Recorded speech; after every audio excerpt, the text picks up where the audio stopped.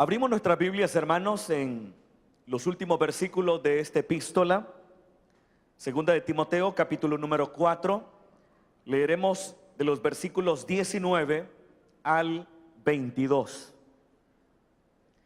Segunda de Timoteo, capítulo número 4, versículos 19 al 22. La palabra del Señor dice de la manera siguiente: saluda a Prisca y a Aquila y a la casa de Onesíforo. Erasto se quedó en Corinto y a Trófimo dejé en Mileto enfermo. Procura venir antes del invierno. Eúbulo te saluda, y Pudente, Lino, Claudia y todos los hermanos.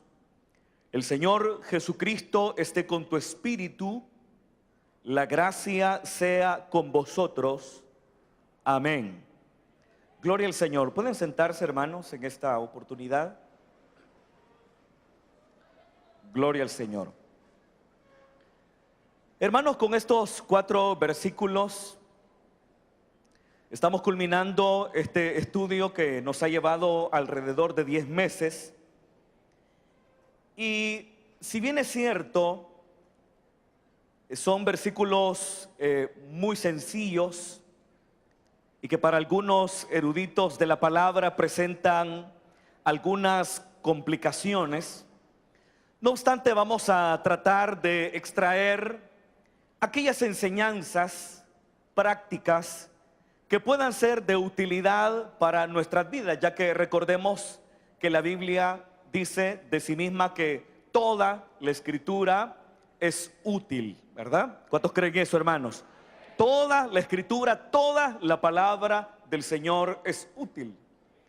Y aun cuando probablemente habrán algunos estudiosos y eruditos que, a diferencia de otros, dedicarán muy poco comentando estos versículos que en esta oportunidad estudiaremos, no obstante creo que podemos extraer de los mismos algunas verdades de la palabra que pueden ser de mucha utilidad para nuestras vidas. Un teólogo muy renombrado como fue Juan Calvino, de hecho ni siquiera se molestó en comentar los versículos que en esta oportunidad nosotros hemos leído. De hecho, el comentario de Juan Calvino, ese famoso reformador que todos nosotros conocemos, en su comentario a segunda de Timoteo llega prácticamente hasta el versículo número 18. Y lo que dice de los versículos 19 al 22 es simple y llanamente que lo que ahí está escrito ya lo ha explicado en otra parte y no lo explicará más.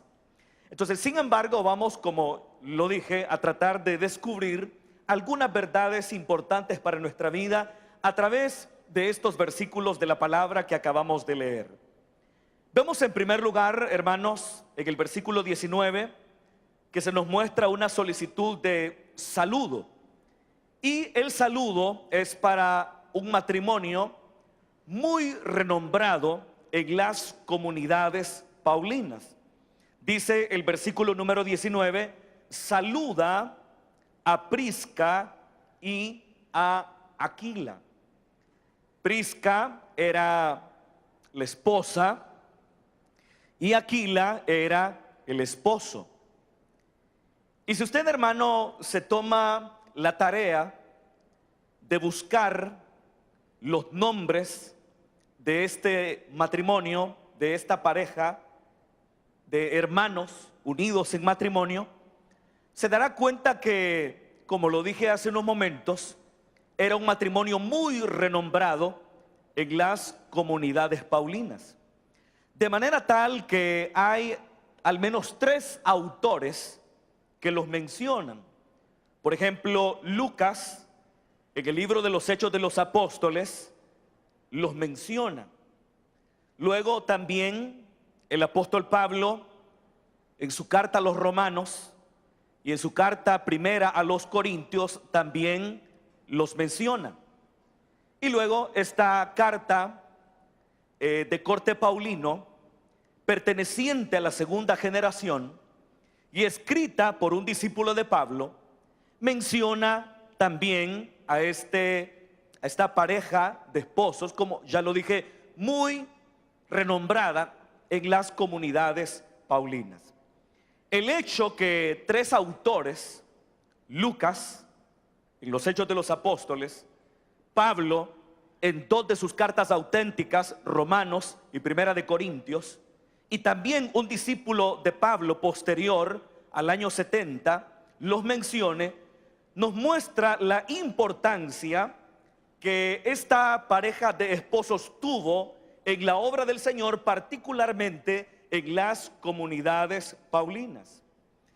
Fíjese, hermano, que se mencionan en 6 oportunidades, pero de esas 6 oportunidades en que se mencionan, en 4 de ellas Prisca es la primera que es mencionada.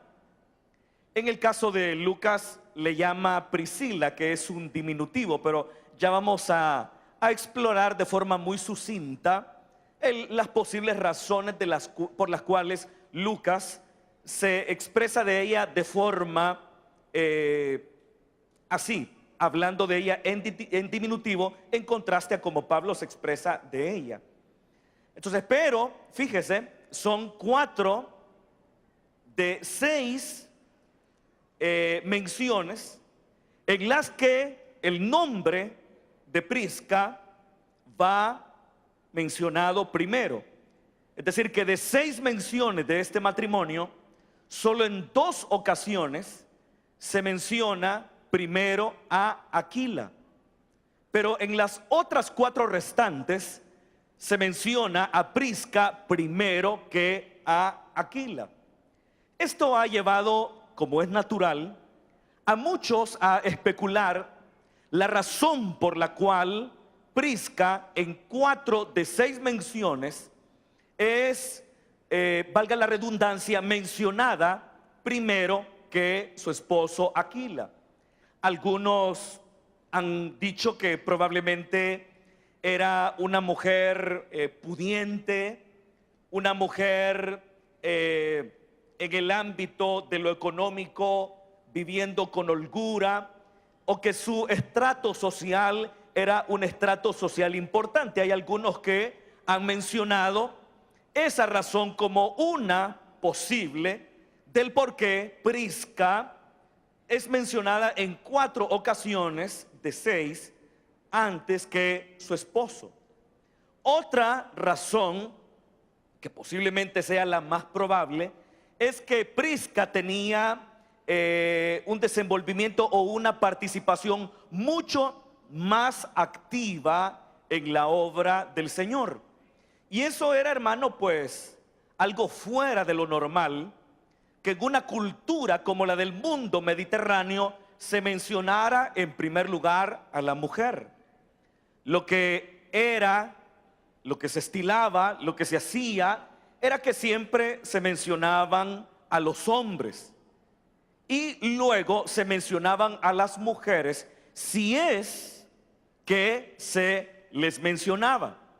Entonces, obviamente aquí hay una mención a Prisca, pero vea, no está mencionándola en segundo lugar, como se supondría que tendría que ser ella mencionada siendo mujer, sobre todo que los escritores bíblicos tienen una cultura propia del mundo mediterráneo del cual cada uno de ellos procedía, o por lo menos del mundo del primer siglo de la era cristiana. Entonces, pero esto de alguna forma nos muestra la importante participación que las mujeres tenían dentro de las comunidades paulinas. Ya hemos dicho en estudios anteriores cómo en la antigüedad, en el mundo mediterráneo de aquel entonces, en la cultura judía, en la cultura griega, en la mentalidad romana, las mujeres siempre tenían un papel inferior con respecto a los hombres. Algo que Jesús de Nazaret contradijo completamente con su enseñanza y con su praxis, porque Jesús de Nazaret fue alguien que incluyó de forma muy activa en su círculo más cercano a las mujeres.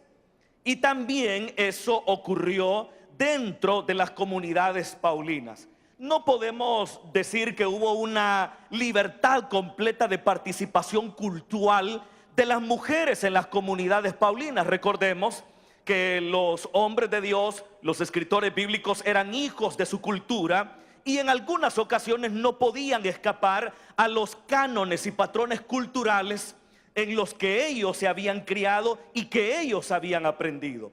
Pero a pesar de eso, vemos que las comunidades paulinas le daban cierto tipo de libertades a las mujeres, libertades de participación cultural, como se muestra en la primera carta a los Corintios. Ellas participaban en el culto, oraban, profetizaban, es decir, no eran mujeres que estaban allí en un papel secundario, sino que tenían una participación. Eso sí, por razones culturales, le piden que se ponga un velo sobre su cabeza para que quede por sentado que están ellas bajo autoridad y bajo dominio. Pero eso no significa de ninguna manera que las mujeres en las comunidades paulinas tenían un papel secundario o un papel en último término. Al contrario, las mujeres en las comunidades paulinas, y la mentalidad de las comunidades paulinas era una mentalidad de vanguardia. ¿Y cómo no tendrían una mentalidad de vanguardia si su fundador, el apóstol Pablo, un judío alejandrino, tuvo una mentalidad de vanguardia que le permitió una elaboración teológica totalmente novedosa y revolucionaria para su época?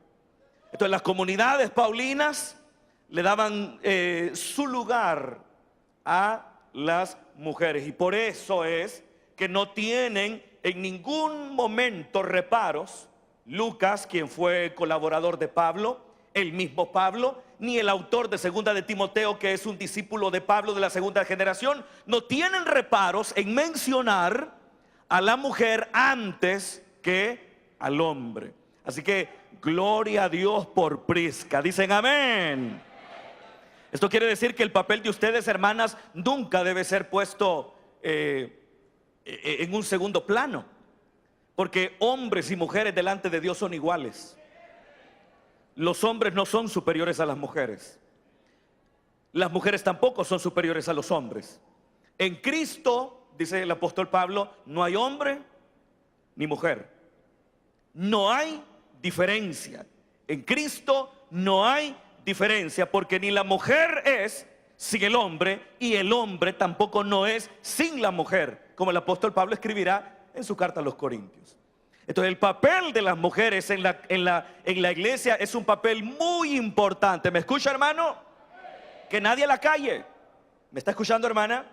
Que nadie le ponga un tapaboca. Usted hable la palabra del Señor, porque usted ha sido transformada por el poder de la palabra y tiene un testimonio poderoso y eficaz que darle al mundo. Dicen amén. Aunque no le guste a los hombres machistas que están acá, pero tienen un papel importante, como fue importante el papel de Prisca en esas comunidades paulinas, de forma tal que llegó a ser tan renombrada que de 6 menciones en 4 su nombre las está encabezando, ¿verdad? Así que qué bueno. ¿Cuántas Priscas habrán acá en esta oportunidad? Mujeres que quieran prepararse, mujeres que quieran incluso estudiar teología. ¿Y por qué no? ¿Me está escuchando, hermano? ¿Y por qué no? Eso no está prohibido. Que sean mujeres que se preparan para servir más eficientemente al Señor. Pero fíjese, esa es la razón mucho más probable. La participación activa de Prisca. No podemos decir tampoco que Aquila tenía que andarlo arrastrando su esposa. De ninguna manera, porque hay algunos hombres que la esposa los tiene que andar arrastrando, ¿verdad? Y te vas y te cambias y nos vamos para la iglesia. Y él dice, no, pero si el año pasado fui 3 veces. Entonces, habrán hombres a quienes sus esposas tienen que andarlos empujando, tienen que estarlos animando y desafiando una y otra vez, porque ellos nunca arrancan. Siempre andan desanimados, siempre andan desalentados, siempre ponen pretextos por mil cosas. Pero Aquila no era un hombre de esa categoría, porque desde el momento en que siempre su nombre está unido al de su esposa, quien con toda seguridad tuvo un papel muy importante y protagónico en las comunidades paulinas, eso quiere decir que también Aquila era un hombre que hombro a hombro estaba peleando la buena batalla de la fe junto con su esposa Prisca. Pero fíjese, hermano, Pablo la llama Prisca, pero Lucas la llama Priscila. Y como siempre, usted sabe, hermano, que los teólogos, eruditos, estudiosos de la Biblia sacan conclusiones, y algunas de ellas son muy interesantes, algunas descabelladas. Pero algunos consideran, pero esto solamente es una postura, una posición, que dado que Lucas en su libro tiene como personaje central al apóstol Pablo, va tratando de minimizar a todas las demás personas en el entorno de Pablo que de alguna manera han destacado. Repito una vez más, pero esto solamente es una postura. Lucas, según algunos, en su libro trata de exaltar y poner en el centro la figura del apóstol Pablo. Que Pablo es la figura central del libro de los Hechos de los Apóstoles, no lo podemos negar. Pero algunos consideran que el protagonismo de Prisca era de tal naturaleza que de alguna manera tuvo Lucas que ir eclipsando su participación con el propósito que ésta no eclipsara la vida del apóstol Pablo como apóstol y misionero. Es una postura que algunos aceptarán y que otros no. ¿Por qué razón? Porque Priscila es el diminutivo de Prisca. Es decir, como que si una hermana se llama Luisa y le dirían Luisita, Ana y le dicen Anita, ¿verdad? Entonces Lucas la trata en diminutivo. Sin embargo, el apóstol Pablo, siempre que habla de ella, la trata como Prisca. Es decir, se dirige a ella en una forma mucho más formal, con toda seguridad, porque Pablo entiende el peso que Prisca tenía dentro de sus comunidades. Eso no quiere decir, hermano, que esté mal llamar a las hermanas o a los hermanos en diminutivo, de ninguna manera, porque lo hacemos con cariño. ¿O no es verdad, hermano? Lo hacemos con cariño. Pero fíjese, el nombre de ella era Prisca, pero su diminutivo, que es usado por Lucas en el libro de los Hechos de los Apóstoles, es Priscila. Ahora, ¿quiénes eran este matrimonio? De ella no sabemos su procedencia, pero de Aquila sabemos que era originario de un lugar llamado Ponto. Eso lo dice el libro de los Hechos de los Apóstoles. La breve reconstrucción que haré de la vida de Prisca y Aquila la tomaré en gran medida del capítulo 18 del libro de los Hechos de los Apóstoles, pero eso usted léalo en su casa. No lo lea acá porque se va a distraer. Pero el hecho es que es ahí justamente donde se nos dice que Aquila era natural del Ponto. Pero del Ponto se mudó hacia Roma. No sabemos las razones por las cuales Aquila, probablemente junto con Prisca, se mudaron a Roma. Pero lo más probable es que la razón de la migración de Aquila y Prisca son las mismas razones migratorias que tienen, por ejemplo, los salvadoreños. Ellos iban buscando grandes oportunidades. Recordemos que Roma era nada más y nada menos que la capital del imperio. Entonces, en busca de oportunidades, ellos migran hacia Roma.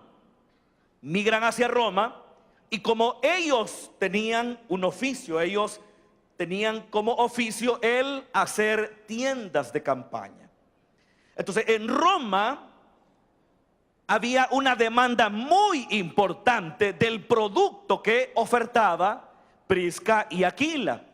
Y es por eso que su ida hacia Roma, con toda seguridad, les permitió expandirse comercialmente y por ende crecer económicamente.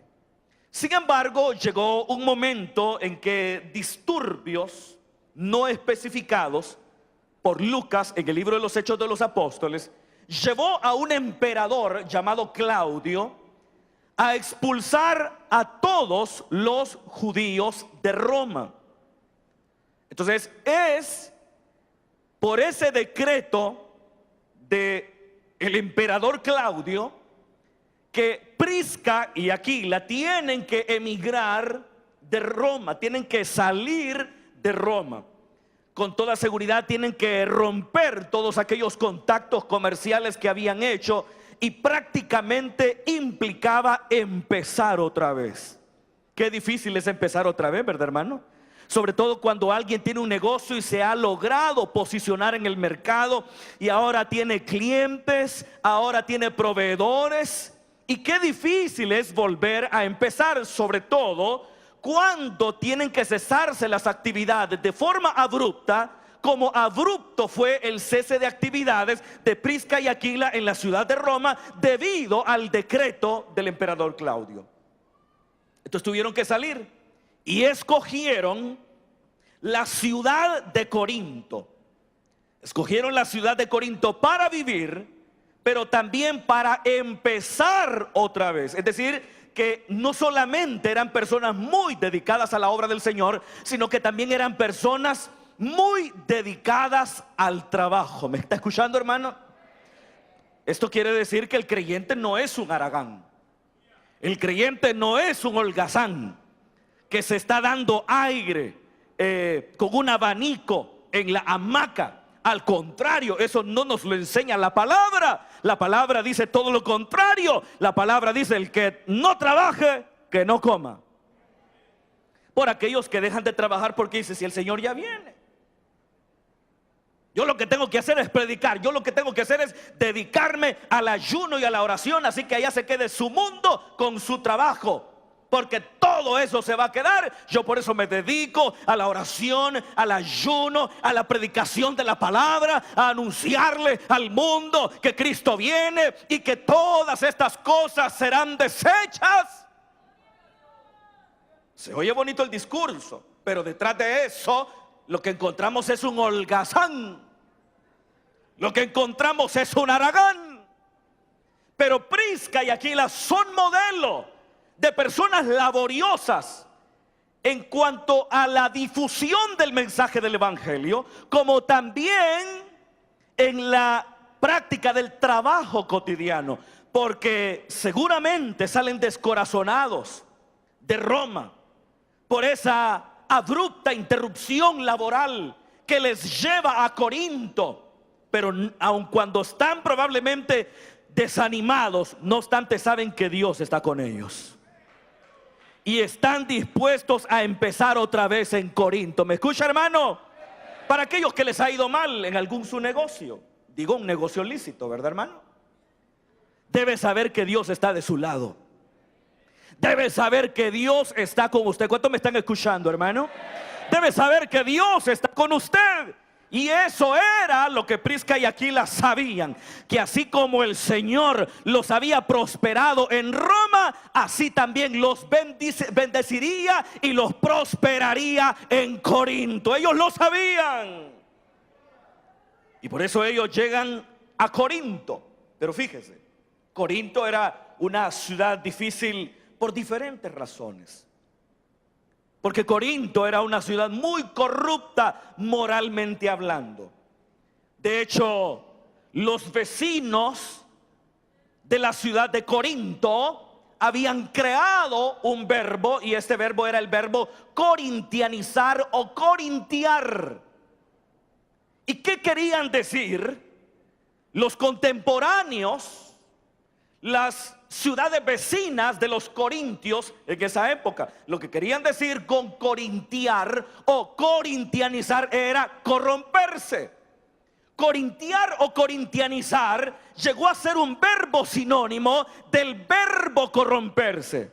¿Por qué razón? Porque la inmoralidad era una práctica usual en la ciudad de Corinto.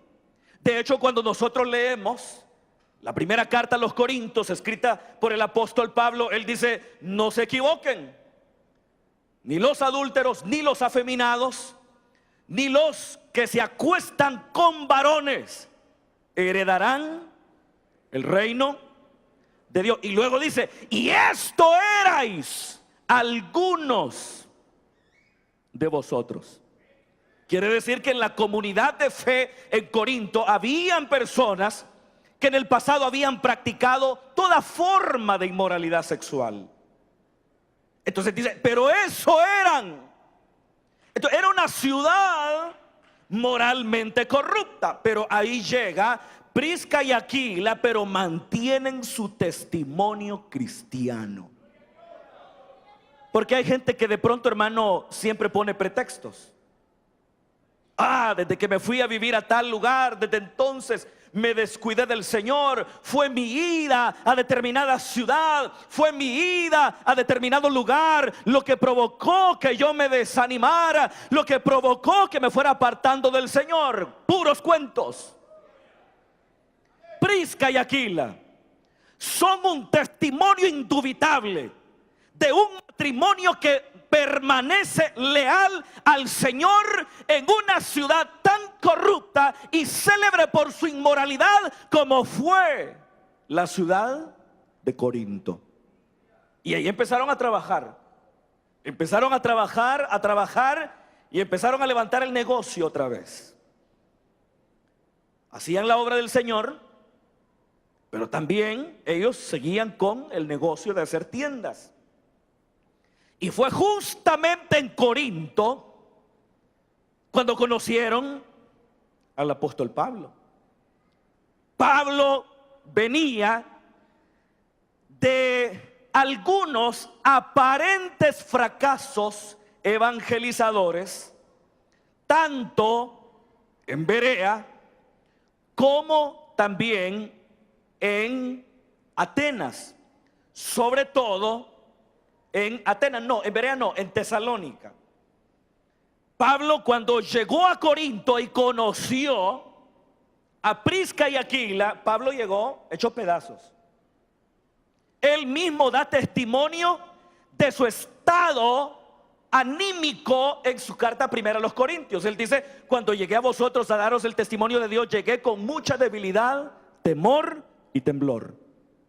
Así fue como llegó Pablo a Corinto, con debilidad, temor y temblor, y llevando a cuestas dos aparentes fracasos: su trabajo evangelizador en Tesalónica.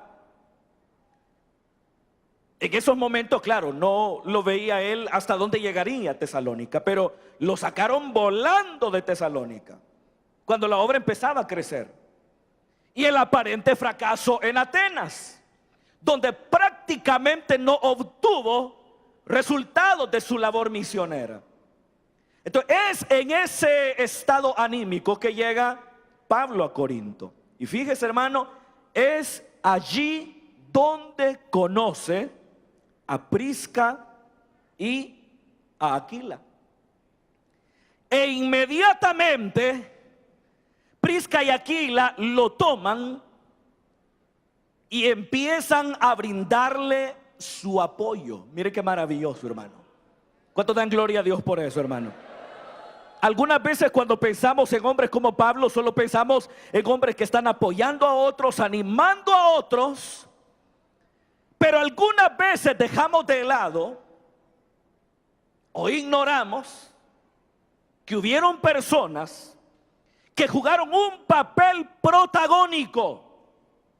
Porque si el trabajo misionero tuvo éxito en Corinto, entre otras cosas fue por el apoyo de Prisca y Aquila.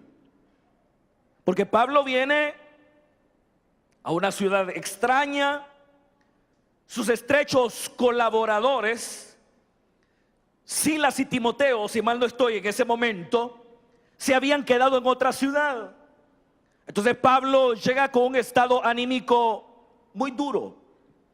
Pero es justamente en ese momento cuando Prisca y Aquila le dan todo su apoyo, todo el aliento que necesita, como también le abren oportunidades laborales a Pablo para que él haga lo que más tarde dirá que hizo en sus cartas: estas manos me han servido.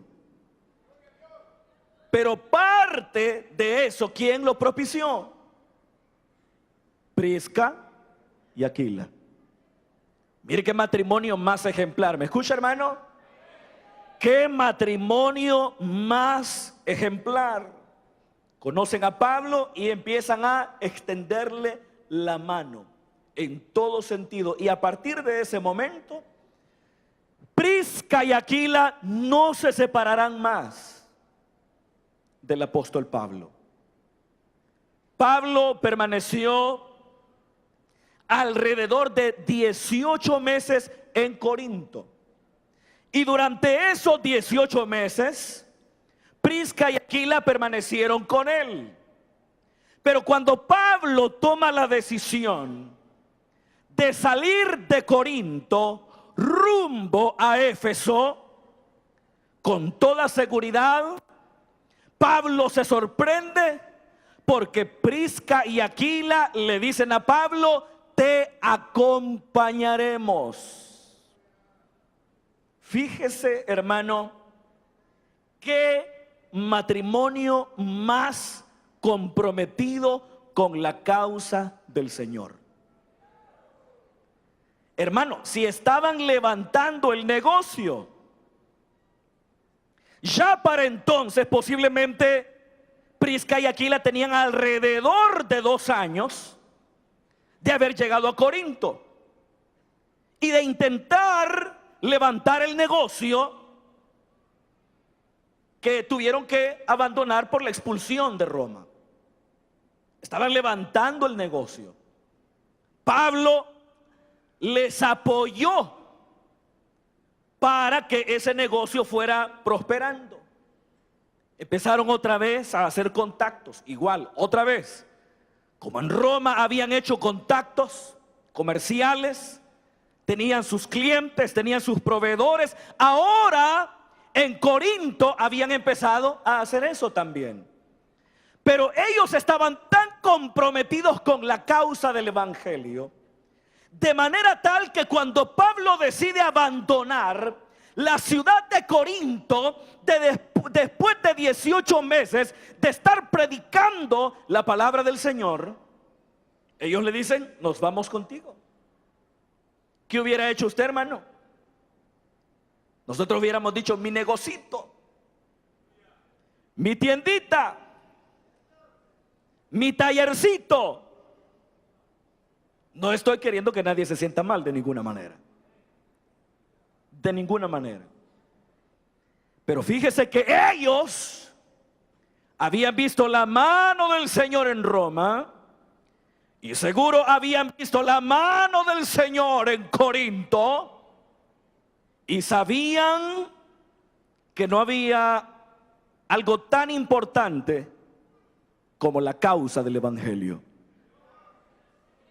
Y no era que estaban abandonando su negocio, simplemente están mudándose de un lugar a otro. Ahora se mudarán una vez más y se mudarán a Éfeso. Se mudarán a Éfeso. En Éfeso se convertirán en anfitriones, Porque cuando Pablo los saluda en la primera carta a los Corintios, ellos han abierto las puertas de su casa para que la iglesia de Dios se reúna ahí. Posiblemente regresaron a Roma, porque cuando el apóstol Pablo escribe su carta a los romanos, los saluda. Y dicen: salúdenme a Prisca y Aquila y a la iglesia que está en su casa. Posiblemente regresaron a Roma. Y siempre haciendo la obra del Señor. Mire qué importante es poner a Dios por encima de todas las cosas. Dicen amén. El Señor, los intereses del Señor, su reino, su justicia deberá ser prioridad en la vida de todo creyente. Y por eso Prisca y Aquila optan por acompañar al apóstol Pablo cuando éste muda su residencia de Corinto hacia Éfeso. Estando en Éfeso, Pablo los abandona por un breve tiempo. Por un tiempo. Pero ellos, hermano, no desaprovechan la ocasión, sino que al contrario, ellos siguen haciendo la obra de Dios en Éfeso. ¿Escucha, hermano? Seguramente hicieron la obra de Dios en Roma, hicieron la obra de Dios en Corinto, y ahora están haciendo la obra de Dios en Éfeso.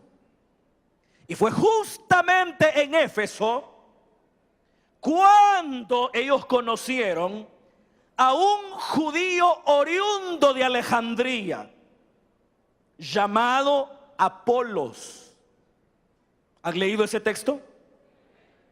La Biblia nos habla de un judío alejandrino llamado Apolos. Y la descripción que Lucas nos da de él es que era un hombre poderoso en la palabra y elocuente. Era elocuente y poderoso en las escrituras. Lo malo es que no tenía la instrucción completa, porque Lucas acota que solamente tenía el bautismo de Juan. Y cuando Prisca y Aquila se reúnen en una sinagoga efesia, porque recuerde que eran cristianos, pero seguían siendo judíos. Y cuando Prisca y Aquila se reúnen en una sinagoga efesia, ahí escuchan a Apolos, toda su oratoria, toda su elocuencia, todo su conocimiento de las escrituras y cómo planteaba sus ideas. Entonces Prisca y Aquila, que ya hasta este momento ya nos mostraron muchas virtudes, no obstante ahora nos mostrarán una más, porque Prisca y Aquila ven en este hombre elocuente y poderoso en las escrituras a un potencial siervo del Señor que puede poner toda su elocuencia y todo su conocimiento de la palabra al servicio del evangelio de Cristo. Y por eso dejan que Apolos termine su disertación en la sinagoga. Y lo toman aparte y empiezan a instruirle más precisamente en el camino del Señor. De forma tal, pero fíjese, los dos le instruyeron. Los dos, ¿me está oyendo, hermano? Prisca y Aquila. No creo que Prisca le haya dicho a Aquila, su esposo: mire, como yo soy mujer, enséñele usted. Yo no creo eso. ¿Me están oyendo, hermanos? Eso hubieran hecho algunas de ustedes. Pero ambos eran conocedores de la palabra. Y si Apolos era un hombre poderoso en las escrituras y encima un hombre con una elocuencia característica, tienen que haber sido Prisca y Aquila personas con un conocimiento de las Escrituras que permitiera persuadir a un gigante como Apolos. Pero lo lograron. Persuadieron a Apolos de manera tal que desde ese momento Apolos empezó a predicar a Cristo y empezó a discutir con los judíos, demostrándoles por las Escrituras que Jesús es el Mesías.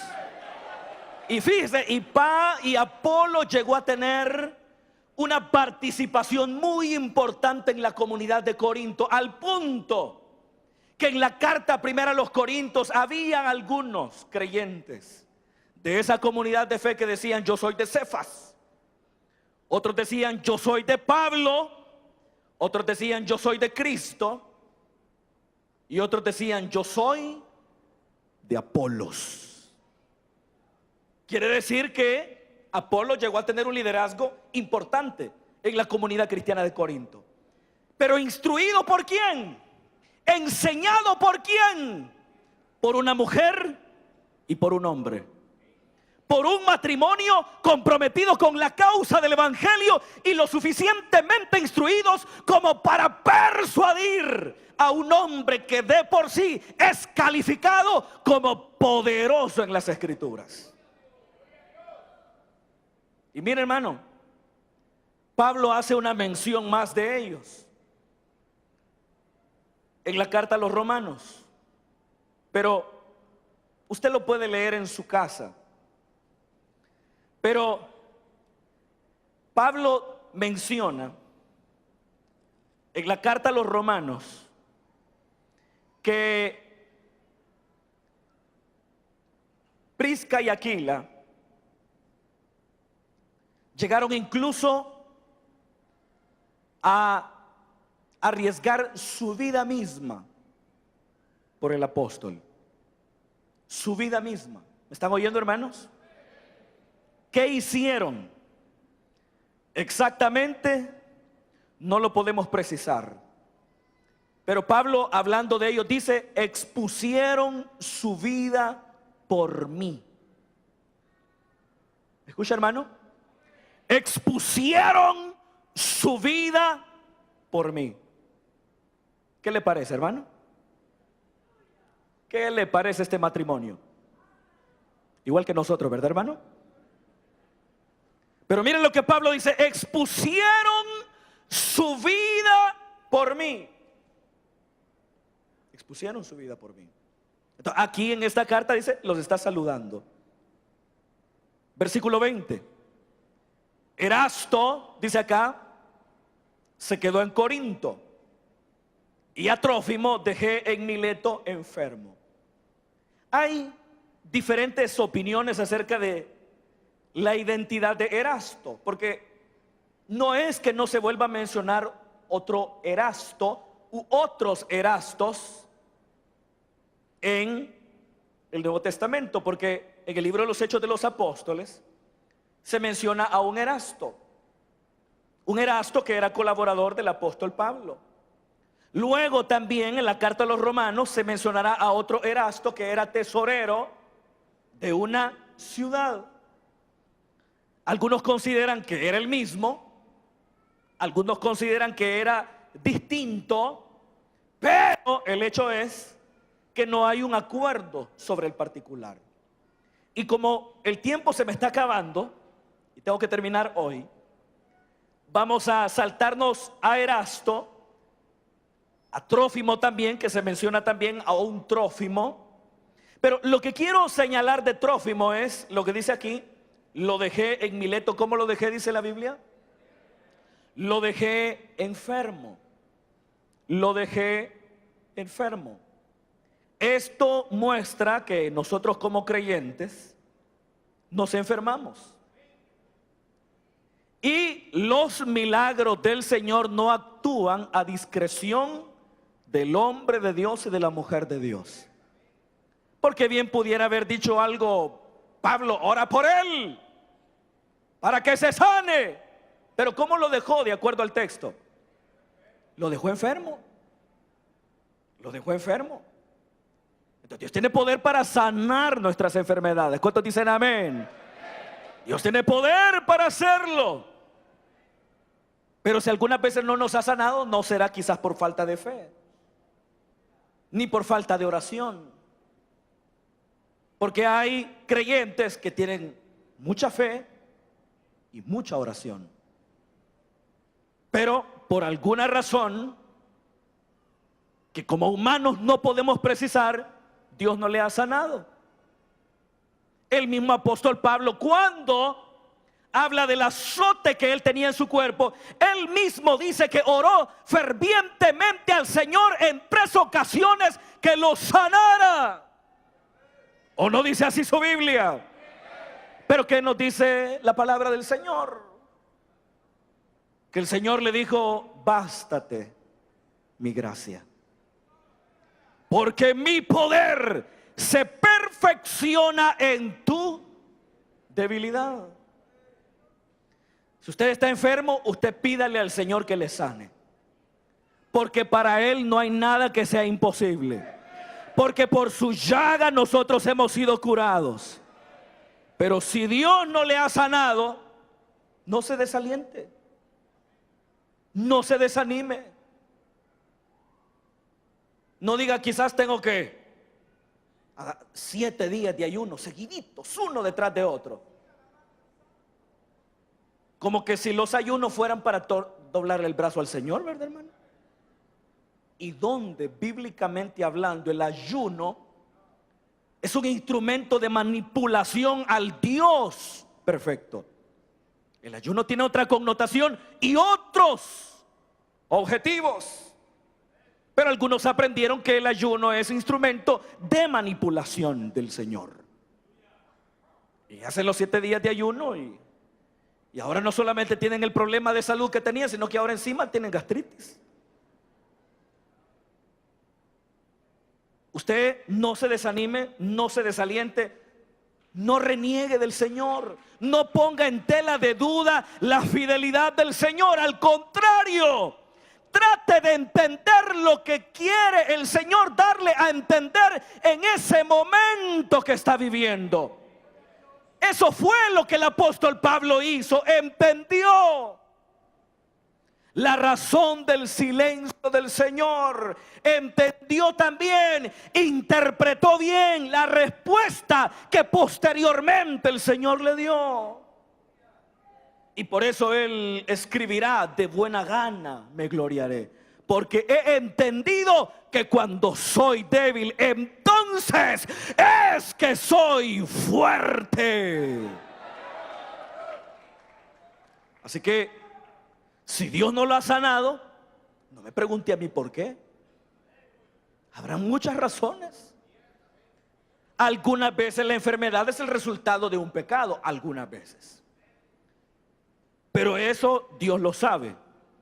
No ande usted juzgando a nadie que esté enfermo y diciendo: algún pecado está cargando, alguna falta está cometiendo. ¿Y quién se ha creído usted? ¿O está usted a la diestra del Padre como para decir que si alguien está enfermo es a causa de algún pecado cometido? Sea prudente, usted no sabe.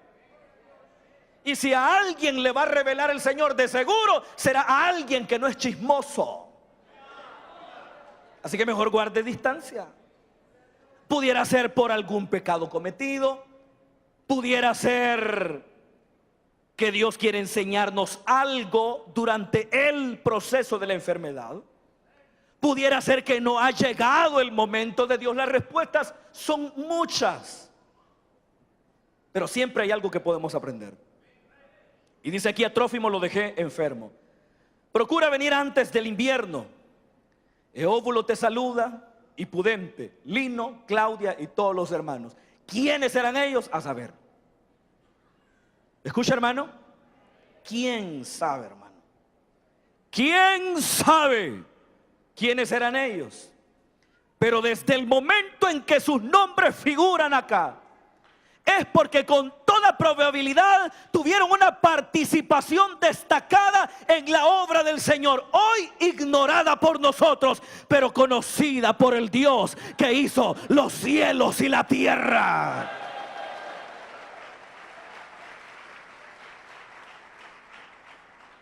Eso pasa. Algunas veces las cosas más grandes que se hacen para el Señor se hacen en secreto. De hecho, eso fue lo que Jesús dijo: que no sepa tu mano derecha lo que hace tu mano izquierda. En otras palabras, sé discreto. Pero nosotros no, ¿verdad, hermano? Tómenme una foto para el Face, ¿verdad? Sea discreto. ¿Me escucha, hermano? Tal vez la gente dice: ese hermano, yo nunca he visto que le tienda la mano al necesitado. Dios lo sabe. Lo que pasa es que lo ha hecho con tal discreción que los entremetidos no se dieron cuenta. ¿Escucha, hermano? Entonces, ¿quién era Eóbulo? ¿Quién era Claudia? ¿Quién era Pudente? ¿Quién era Lino? Y todos los demás hermanos, ¿quién sabe? Lo importante es que sus nombres estaban escritos en los cielos. Eso era lo verdaderamente importante. Ahí anda llorando usted porque no valoran mi trabajo. A todos les dieron premio y se olvidaron de mí. Bueno, ¿y para quién hace las cosas, pues? ¿Me está escuchando, hermano? Ahí es cuando usted tiene que replantearse: ¿para quién hace lo que hace? Ay, partí mi sector, multipliqué mi célula, ahí he generado líderes, y mire si el pastor me ha mencionado, ¿y para qué quiere que ese hombre lo mencione?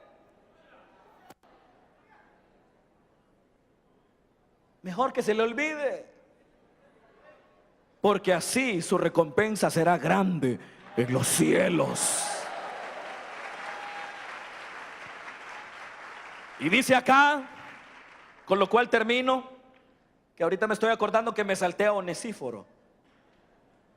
Pero de todas maneras dedicamos un estudio completo a Onesíforo hace algunos meses atrás. Así que si está interesado, búsquelo. Pero bien, versículo 22: el Señor Jesucristo esté con tu espíritu. Acuérdese que el clima de segunda de Timoteo era un clima de adversidad, pero el autor escribe que el Señor esté con tu espíritu. ¿Para qué? Para darnos fuerzas. Es lo mismo que el autor escribió anteriormente: en mi primera defensa ninguno estuvo a mi lado, pero el Señor estuvo conmigo para darme fuerzas. Y así como experimentó la presencia maravillosa del Cristo resucitado a su lado, aun cuando todos lo habían abandonado, así está deseando que el Señor esté con el espíritu de ese ministro de la palabra que está ejerciendo su ministerio en una comunidad donde hay oposición, donde hay falsas doctrinas, donde hay falsos maestros, donde ha surgido la herejía. Que el Señor esté con tu espíritu. Pero dice finalmente: la gracia sea con vosotros. Esto quiere decir que segunda de Timoteo es una carta que deberemos ver simple y llanamente como una carta de corte personal. Era una carta cuyo contenido debía ser leído de manera comunitaria, como muchos o todos los libros de la Biblia, que eran escritos para ser leídos de forma comunitaria. Por eso dice: la gracia sea con vosotros. La gracia, uno de los grandes rasgos característicos de la teología paulina, la gracia de Dios. Porque por gracia somos salvos, por medio de la fe, no por obras, para que nadie se gloríe. Que la gracia de Dios sea con nosotros. Amén. Amén. Vamos a orar, hermanos, en esta hora. Y vamos a darle gracias al Señor. Aleluya. Gloria al Señor. Mientras la iglesia del Señor ora, mientras la iglesia del Señor reflexiona en comunión con Dios, yo quiero aprovechar este momento para hacer un llamado a toda persona que nunca le ha dado su vida a Jesús o que se quiere reconciliar con el Señor. Si hubiese alguien que está acá y que nunca le ha dado la vida a Cristo, le pido que levante su mano ahí donde se encuentra. Venga hoy, el buen pastor le llama, el buen pastor le espera. También es posible que haya personas que, habiendo conocido la palabra del Señor, se apartaron. Esta es una buena ocasión para reconciliarse con Dios. El Señor dice: en tiempo aceptable te he llamado, he aquí ahora el día de salvación. Si hubiese alguien que se quiere reconciliar con el Señor o darle la vida a Jesús por primera vez, levante su mano ahí donde está. Gloria al Señor. Mientras este llamado está abierto en este local, yo quiero aprovechar la oportunidad para dirigirme a usted que nos está viendo a través de la televisión. Hemos concluido este estudio con la palabra gracia. La gracia es un don de Dios, un regalo de Dios. Pero ¿qué nos da Dios por gracia? La salvación. Y esa salvación, mi querido amigo, mi querida amiga, es posible por la gracia del Señor. Jesús le está ofreciendo en esta noche la salvación. ¿Cómo puede obtener la salvación? Creyendo en Él, confesando sus pecados, arrepintiéndose de ellos. Entregue su vida a Cristo hoy. Abandone sus esfuerzos por ser justo, por ser salvo, y permita que la gracia salvadora del Señor le alcance. Gloria al Señor. Si no hay ninguna persona, entonces damos gracias a Dios por su palabra. Padre, te damos gracias por tu palabra. Te damos gracias por tu palabra que es viva y eficaz. Te damos gracias, Padre, por todo lo que aprendimos durante todos estos meses. Ayúdanos a poner en práctica tu palabra. En el nombre poderoso de Jesús. Muchas gracias, Señor. Gracias, Padre. Amén.